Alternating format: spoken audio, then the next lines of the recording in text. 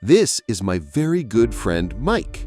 Not too long ago, he had quite an interesting experience.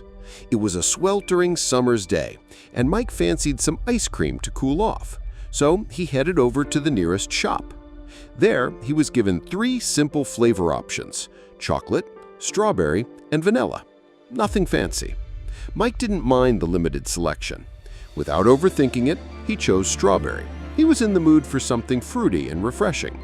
It tasted all right, nothing extraordinary, but he was content with his choice. Fast forward a week, Mike fancied another ice cream. This time he went to a different shop with a far wider range of flavors. A dream for anyone who enjoys variety. More options, after all, should mean more chances to find the perfect one, right? But this time, the decision wasn't as straightforward. Mike wasn't sure which flavor would satisfy him most. He ended up overthinking it, comparing them all. After several minutes, he once again settled on strawberry, a safe choice. The taste? Just like before. Fine, but nothing special. The difference?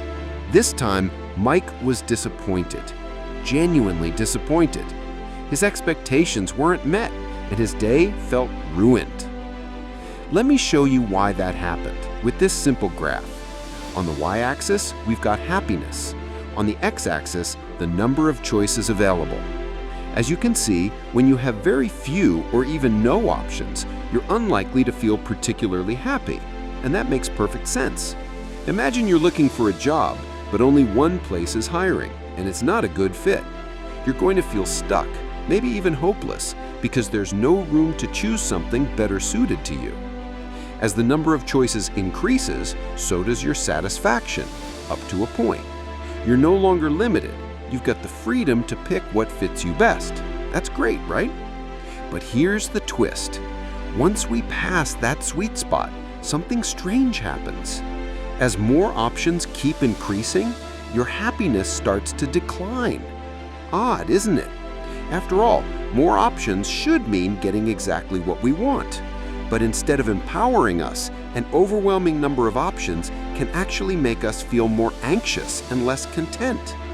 Psychologist Barry Schwartz coined this idea, the paradox of choice, because more becomes less. One key reason this happens is due to raised expectations, often to unrealistic levels. Back to Mike. In the first shop, with just a few flavors, he wasn't expecting anything extraordinary. So when the ice cream was decent, it felt like a small win. But in the second shop, with dozens of options, he expected something incredible. Surely one of those flavors had to be perfect for him.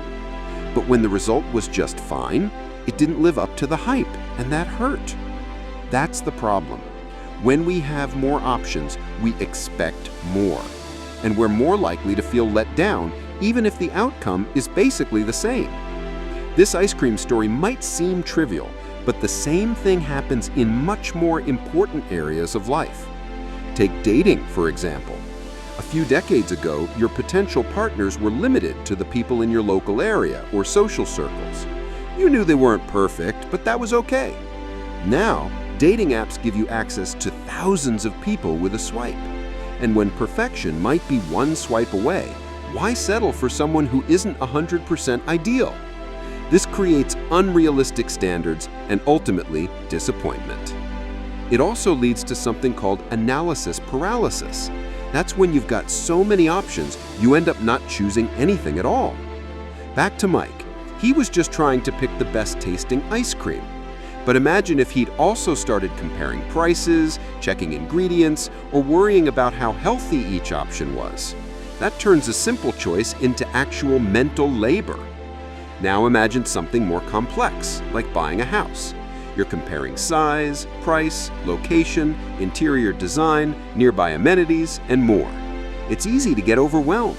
Some people end up putting it off for ages, just in case a better one comes along. And it's not just homes. People do this with books, workouts, investments, you name it. In their quest to find the best, they end up doing nothing, which, ironically, is often the worst decision of all. And here's the kicker. The best doesn't really exist. Almost every option comes with trade-offs. But if I didn't have those preferences, I'd be overwhelmed. And this is why many restaurants have two menus. One with 100 options for people who know what they want, and a simpler one with 5 daily specials for people who can't be bothered deciding and just want something quick and tasty. So what can we learn from this? When you've got too few options, you feel restricted. But with too many, you risk overthinking, disappointment, and decision paralysis. The solution isn't to fear choice, but to understand it. Be aware of the paradox of choice. Know your preferences, set priorities, and don't aim for perfection, aim for satisfaction. And finally, thanks for making the choice to watch this video. I know you had plenty of other things you could have done instead. Hopefully, this met your expectations, taught you something new, and helped you become better than you were yesterday. Okay, now tell me what I'm thinking. And if you're ready to take control of your own future, if you're done following the script, then we have something for you. If this story lit a spark in you, that's not an accident.